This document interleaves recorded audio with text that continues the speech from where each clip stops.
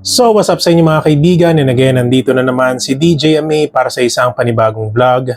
And guys, yung iba sa mga viewers ko dito is madalas nilang tinatanong sa akin yung about sa bagay na to.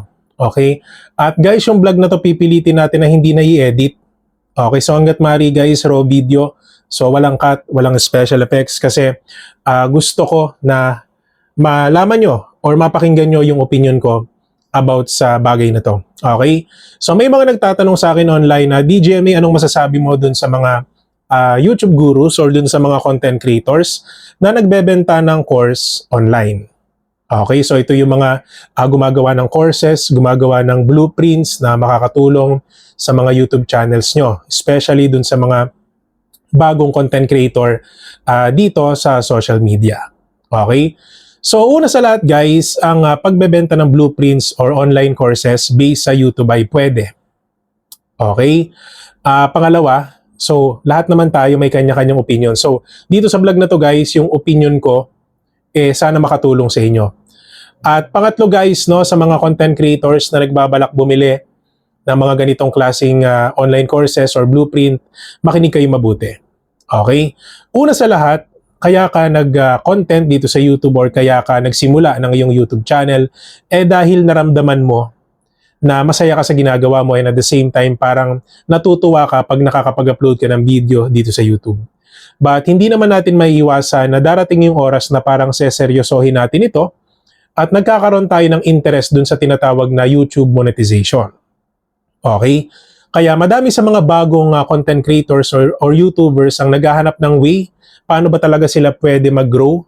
Naghahanap sila ng parang susundan or guide paano ba talaga sila pwede ma-monetize dito sa YouTube. So that's why dumadating yung point na naghahanap sila ng mga content creators na pwede nilang sundan, pwede silang matuto sa mga yon. So anong nangyayari guys, hindi naman maiwasan na syempre, manood sila ng mga vlogs ng mga taong ito. Dun sa vlog na yon, talagang may mga iba't ibang klaseng promotions about online courses, blueprints, and let's just say yung personal coaching or one-on-one mentoring kung tawagin, or one-on-one coaching sa social media.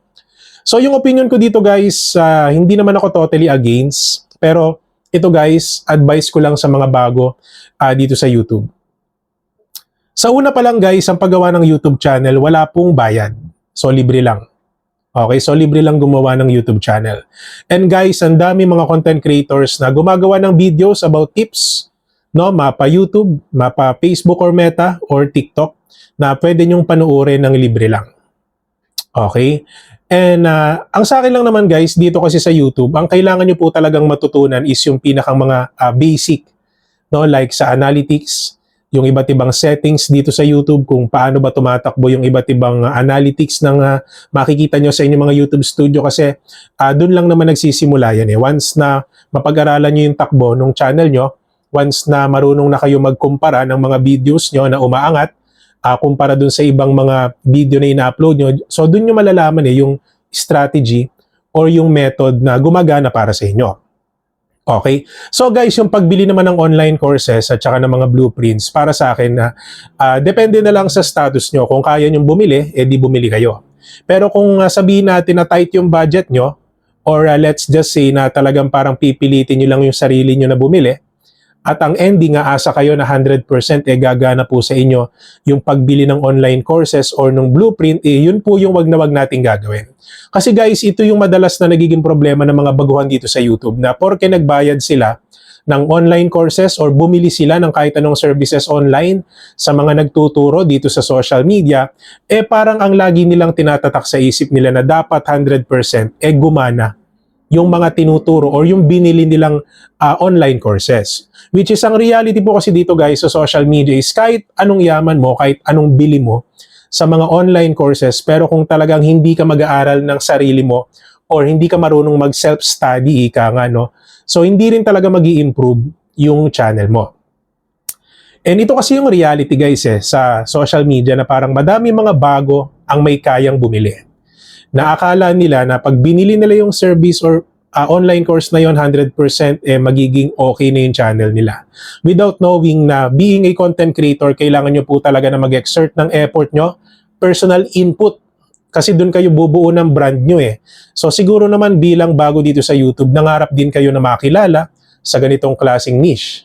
Di ba nangarap kayo na makilala? Like for example, kung target mong sumikat sa pagta-travel vlogs, di ba like si biyahe ni Drew, di ba? So sumikat si Drew sa kanya mga dahil siya naman talagang binigyan ng opportunity sa mainstream. So that's why even though gumawa siya ng kanyang personal channel, for sure makikilala at makikilala siya. So yun yung brand niya. Sa pagta-travel sa iba't ibang lugar, pag-showcase ng iba't ibang pagkain sa iba't ibang lugar. So alam ko yung karamihan sa inyo nangarap maging ganon, especially dun sa mga mahilig mag-travel dyan. Pero katulad nung sinabi natin guys, itong mga online courses na ito, itong mga blueprints na ito, nakakatulong talaga yan. Pero wag nyong i-expect na 100% gagana po sa inyo. Hindi porke nagbayad kayo, aasahan nyo na gagana. So syempre, kailangan nyo pa rin ng self-study, personal input, no, self-research, kasi yun naman talaga yung laruan sa social media guys eh. Diba? Kung hindi ka kikilos bilang content creator, so hindi naman talaga angat yung mga channels na meron kayo or mga pages sa iba't ibang platforms na meron ka.